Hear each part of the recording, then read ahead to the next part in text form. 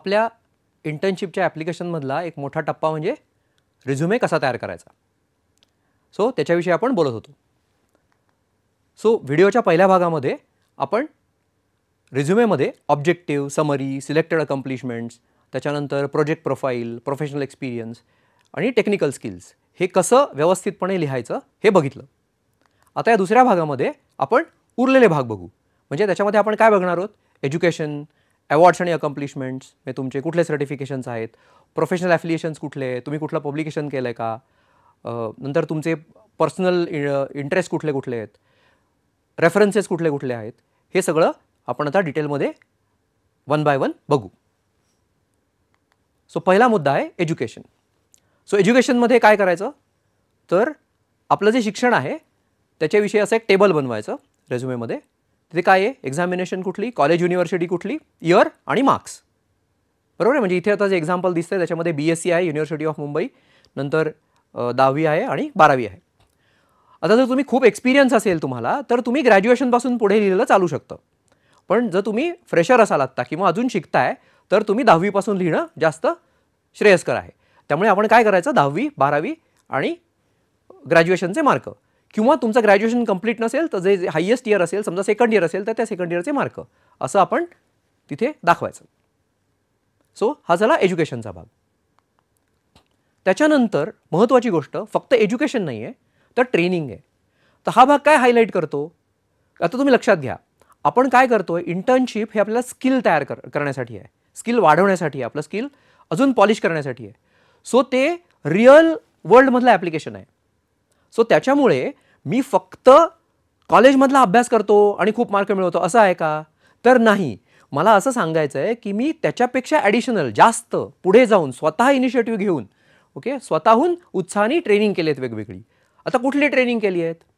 तर आता तुम्ही ही ट्रेनिंग बघा आणि त्याच्यावरून रादर तुम्ही उलटा गेस करू शकता की मी ही ट्रेनिंग केली आहेत म्हणजे कुठल्या प्रकारचा प्रोफाईल माझा असू शकतो.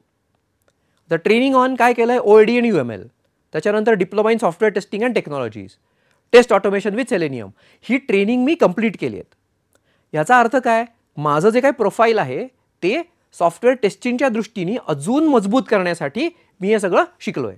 हे आपल्याला इंटरव्ह्यूअरला दाखवून द्यायचं आहे. सो त्या आपल्या रेझ्युमेमध्ये आपण काय म्हणतोय की माझं हे ऑब्जेक्टिव्ह आहे, त्याच्यानुसार हे माझे सगळे सिलेक्टेड अकम्प्लिशमेंट्स आहेत, माझं एज्युकेशन पण त्याच डायरेक्शनमध्ये आहे आणि आता मी हे ॲडिशनल ट्रेनिंग घेतलं आहे. म्हणजे जेव्हा तुम्ही ॲडिशनल ट्रेनिंग्स लिहिता तेव्हा तुम्ही हे सांगायचा प्रयत्न करताय की मी इनिशिएटिव्ह घेतो माझ्याकडून स्वतः आणि ॲडिशनली शिकायचा प्रयत्न करतो. त्याच्यानंतर अजून आपण काय करू शकतो? अवॉर्ड्स आणि सर्टिफिकेशन्स. आता हे मी त्याच अनुषंगाने लिहिलं आहे. अवॉर्ड्स आणि सर्टिफिकेशन्स कुठले आहेत? तर इथे तुम्ही बघितलं तर ISTQB सर्टिफिकेशन. सो हे सॉफ्टवेअर टेस्टिंगमधलं सर्टिफिकेशन आहे. मग त्याच्यामध्ये अचिव्हमेंट काय मोठी आहे? तर 90% स्कोअर मिळाला मला. किंवा दुसरं काय? तर I have presented paper in agile testing. तो इंटर कॉलेजमध्ये केला आणि मग तो पेपर माझा कॉन्फरन्समध्ये सिलेक्ट झाला. आता ही अचिव्हमेंट आहे माझ्यासाठी.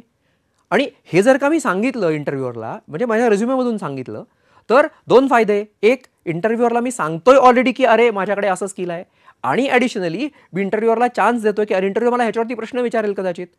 आणि महत्त्वाची गोष्ट, रेझ्युमेमध्ये तुम्ही जे सगळं लिहाल त्या सगळ्यावरती इंटरव्ह्यूअर प्रश्न विचारू शकतो. त्यामुळे आपल्याला त्याची सखोल तयारी करून जायची. म्हणजे ISTQB काय असतं, मग ती तू परीक्षा का दिली, मग त्या परीक्षेचा काय फायदा असतो, त्यात कुठला सिलेबस असतो, असे सगळे प्रश्न तुम्ही एक्सपेक्ट करू शकता इंटरव्ह्यूमध्ये. पुढचा सेक्शन कुठला? तर प्रोफेशनल ॲफिलिएशन्स. आता इथे एक्झाम्पल दिली आहेत. काय आहेत? Student member of computer society of India. म्हणजे तुम्ही कम्प्युटरशी रिलेटेड असाल तर कम्प्युटर सोसायटी ऑफ इंडिया आहे. तुम्ही समजा फिजिक्सचे स्टुडंट असाल तर student member of Indian physics association. हे जस्ट एक एक्झाम्पल म्हणून दिलेत दोन. सो असे तुम्ही कुठल्या कुठल्या प्रोफेशनल ॲफिलिएशन आहेत तुमचे, म्हणजे कुठल्या कुठल्या सोसायटीचे किंवा अशा इन्स्टिट्यूशनचे मेंबर आहात की जे अशा प्रकारच्या प्रोफेशनल गोष्टींमध्ये तुम्हाला मदत केलं जातं. म्हणजे ह्या लोकांची ट्रेनिंग असतात, अजून वेगवेगळे सर्टिफिकेशन्स असतात, किंवा प्रोफेशनली तुम्ही कसं ग्रो व्हाल ह्याच्यासाठी ते मदत करतात. आणि ह्या सगळ्याला प्रोफेशनल मेंबर्स असतात, तसे स्टुडंट मेंबर पण असतात. म्हणजे तुमच्या कॉलेजेसमध्ये स्टुडंट चॅप्टर्स पण चालवले जातात त्यांचे. सो तुम्ही ह्याच्यामध्ये भाग घेता ह्याचा अर्थ तुम्ही फक्त पुस्तकातला किडा आहात का? तर नाही. तुम्ही ट्रेनिंग पण घेतली आहेत एक्स्ट्रा, म्हणजे तुम्हाला खूप इंटरेस्ट आहे हे करण्यात, आणि त्याच्या पुढे जाऊन तुम्ही अजून कुठल्या कुठल्या सोसायटीमध्ये भाग घेताय, त्यांचे प्रोग्राम्स करताय, म्हणजे तुम्ही अजून नॉलेज मिळवण्याचा प्रयत्न करताय, हे तुम्हाला दाखवून द्यायचं. त्याच्यापुढे काय, पब्लिकेशन्स. आता सगळेच लोक पब्लिकेशन करतील असं नेसेसरी नाही की तुम्ही पेपर पब्लिश करायला पाहिजे प्रत्येकाने, असं नाही. पण समजा तुम्ही एखादा ब्लॉग लिहू शकता, एखादा आर्टिकल लिहू शकता, टेक्नॉलॉजी आर्टिकल असेल, समजा ते मी ते लिहिलं आणि एखाद्या पेपरमध्ये छापून आलं ते, किंवा एखाद्या मॅगझिनमध्ये छापून आलं, तर ते तुम्ही नक्की लिहू शकता. म्हणजे फॉर एक्झाम्पल आता इथे तुम्ही जर एक्झाम्पल बघितलं इथे, तर created a blog on uses of artificial intelligence that is AI in construction industry. म्हणजे काय, मी समजा सिव्हिलचा स्टुडंट असेल आणि मी समजा असं काहीतरी, अर्थात हे मला करण्यासाठी आधी वाचावं लागेल. सो थोडक्यात मी सिव्हिलचा स्टुडंट असलो तरी सुद्धा मला AI येत आहे हे सांगायची ही संधी आहे. आणि हे मी दाखवतो इंटरव्ह्यूअरला की बघ मला ऑलरेडी AI येत आहे, सो मी चांगला स्टुडंट आहे. आणि अजून महत्त्वाची गोष्ट, एक्स्ट्रा करिक्युलर ॲक्टिव्हिटीज आणि इंटरेस्ट. तर माझे इंटरेस्ट कुठले कुठले आहेत, हे एक्झाम्पल इंटरेस्ट आहेत फक्त लिहिलेले, की लिस्निंग टू म्युझिक, की मला म्युझिक आवडतं, चेस खेळायला आवडतं, रीडिंग सायन्स फिक्शन आणि मराठी पोएम्स, असे जे तुमचे इंटरेस्ट असेल ते तुम्ही लिहा. हां, फक्त ते लिहिताना काळजी घ्यायची. ती काळजी अशी की परत इंटरव्ह्यूमध्ये तुम्ही रेझ्युमेमध्ये लिहिलेला प्रत्येक शब्दावरती प्रश्न विचारला जाऊ शकतो. सो लिस्निंग टू म्युझिक असं तुम्ही म्हणला, बरं कुठल्या टाईपचं म्युझिक ऐकता तुम्ही, म्हणजे पॉप म्युझिक ऐकता की क्लासिकल म्युझिक ऐकता की हिंदी सिनेमाची सॉंग्स ऐकता. बरं तुम्हाला चांगले गायक कुठले माहिती आहेत का, एखाद्या गायकाला अवॉर्ड मिळाला असेल ते माहिती आहे का तुम्हाला. कारण कसं आहे, इथे कुणाचं तरी हॉबी किंवा इंटरेस्ट मी कॉपी पेस्ट केला तर फियास्को व्हायचे चान्सेस जास्त आहेत या सगळ्यामध्ये. म्हणून मी सुरुवातीपासून म्हणतोय की नीट वाचून तुमचे जे इंटरेस्ट आहेत ना ते तुम्ही प्रोजेक्ट करा. कारण ॲक्च्युली जो रेझ्युमे आहे तुमचा तो तुमचं एक ब्रोशर आहे, तुमच्या मार्केटिंगचं ब्रोशर आहे, तो तुम्हाला रिप्रेझेंट करतो तुमच्या फोटोसारखं. सो त्याच्यामुळे प्लेइंग चेस म्हणलं आणि तुम्हाला चेसमधली एखादी मूव विचारली किंवा हे तुम्हाला माहिती आहे का आणि तुम्हाला माहिती नसेल तर काहीच उपयोग नाही. त्यामुळे तुम्ही एखादा इंटरेस्ट जेव्हा लिहिता तेव्हा त्याच्या संबंधी विचार करून ह्याचंही प्रिपरेशन करून ठेवा की मला इंटरव्ह्यूवर काय विचारू शकतो त्या मी जे काही इंटरेस्ट लिहिला त्याच्या अनुषंगाने. असं तुम्ही केलं तर तुम्हाला इंटरव्ह्यू देणं अतिशय सोपं जाईल. त्यामुळे रेझ्युमे लिहिणं ही एकच गोष्ट नाही आहे, फक्त रेझ्युमे लिहायचा नसतो. रेझ्युमे लिहिताना त्याच्या बरोबरीने आपल्याला त्याच्या डिफेन्सची पण तयारी करायची असते की आपल्याला कुठला प्रश्न विचारला जाऊ शकतो आणि त्याच्यावरती आपण काय उत्तर देणार आहे. त्याच्या पुढचा सेक्शन असतो पर्सनल डिटेल्स. आता त्याच्यामध्ये काय लिहायचं, आता तुम्ही बघितलं तसं लिहायचं, full name, date of birth, okay, personal email जो तुमचा असेल तो. महत्त्वाची गोष्ट, पर्सनल ईमेलमध्ये काहीतरी वाटेल तो ईमेल आणि आपल्याला कुठला तरी एक हिरोचं नाव आवडतं म्हणून त्याच्या नावाचा ईमेल, असं अजिबात करायचं नाही, कारण ते प्रोफेशनल दिसत नाही. म्हणजे शक्यतो काय करावं, तुमचं नाव डॉट आडनाव आणि त्याच्यापुढे समजा अगदी ते नाव मिळालं नाही तुम्हाला तर एखादा नंबर असं असू शकतं, पण ते प्रोफेशनल वाटलं पाहिजे. ईमेल आय डी सुद्धा तुमचा उगाच काहीतरी विचित्र नाव असावं असा नको. त्याच्यानंतर मोबाईल नंबर द्यायचा, तुमच्या कुठल्या लँग्वेज तुम्ही बोलता ते, आणि जर का तुमच्याकडे पासपोर्ट असेल तर तो पण.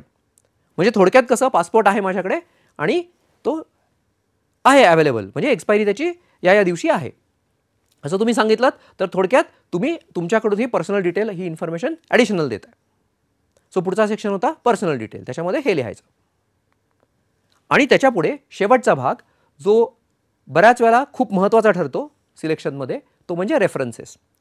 हां, तुम्ही असं लिहू शकता, आत्ता जे लिहिलं आहे मी तिथे ते, की अवेलेबल अपॉन रिक्वेस्ट. म्हणजे तुम्हाला रेफरन्सेस ॲक्च्युली लिहायला पाहिजे असं नेसेसरी नाही, पण बऱ्याच वेळेला जेव्हा तुम्ही इंटरव्ह्यूसाठी जातात कंपनीमध्ये तेव्हा तिथे फॉर्ममध्ये पण भरावं लागतं कधी कधी की रेफरन्सेस तुमच्याकडे आहेत का.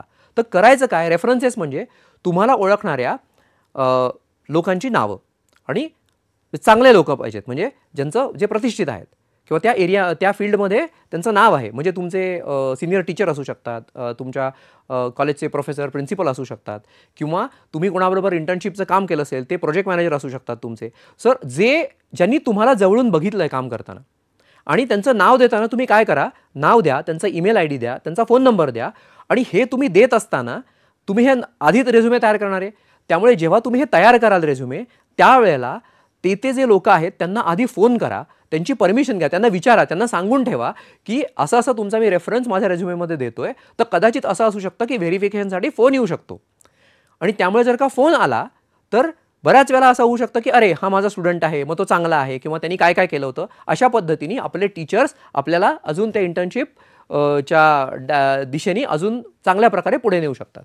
त्यामुळे रेफरन्सेस ही अतिशय महत्त्वाची गोष्ट आहे आणि ती मी तुम्हाला सांगितलं त्या पद्धतीने पहिल्यांदा बॅकग्राऊंड तयार करायची, त्या लोकांना आधी कॉल करायचे, त्यांना सांगायचं, परमिशन घ्यायची आणि त्याच्यानंतर त्यांचे रेफरन्सेस इन्क्लूड करायचे. असं तुम्ही त्या रेझ्युमेमध्ये केलं की तुमच्याकडे अख्खा रेझ्युमे तयार होऊन जाईल. सो आता आपण बघितलं की रेझ्युमेमध्ये मल्टिपल सेक्शन्स लिहिले आपण, साधारणपणे 10 ते 12 सेक्शन्स आहेत.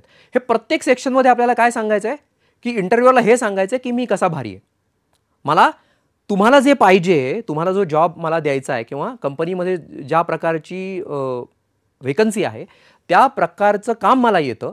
भले सगळं येत नसेल ऑब्व्हियसली, कारण मी फ्रेशर आहे किंवा मी शिकतोय अजून, पण माझ्यामध्ये एन्थुझियाझम आहे शिकायचा, त्याच्याशी रिलेटेड गोष्टी मी शिकलोय ऑलरेडी आणि हे मी तुम्हाला सिद्ध करायचा प्रयत्न करतोय, सांगायचा प्रयत्न करतोय माझ्या रेझ्युमेमधनं की माझ्यात उत्साह आहे आणि तुम्ही जर का मला शिकवलत, तुम्ही मला संधी दिलीत तर मी खूप चांगल्या प्रकारे तुमच्यासाठी काम करू शकतो. आणि अशा प्रकारे आपण जर का रेझ्युमे लिहिला आणि तुम्हाला फक्त एकच काम, जर का तुम्ही रेझ्युमे लिहून झाला तुमचा व्यवस्थित आणि त्याच्यामागे मी सांगितली तशी प्रिपरेशन करून गेलात तुम्ही की हे प्रश्न विचारले जातील मला रेझ्युमेवरती, तर तुमचा इंटरव्ह्यू अतिशय सोपा जाईल. आता मी तुम्हाला रेझ्युमेचे वेगवेगळे सेक्शन सांगितले. सो आपण ह्याच्यानंतर हा एक रेझ्युमे पूर्ण कसा दिसतो, म्हणजे त्या रेझ्युमेला हेडर असतो, त्याच्यानंतर बाकीचे सगळे सेक्शन असतात, तो अख्खा एक रेझ्युमे कसा दिसतो हे आपण बघू.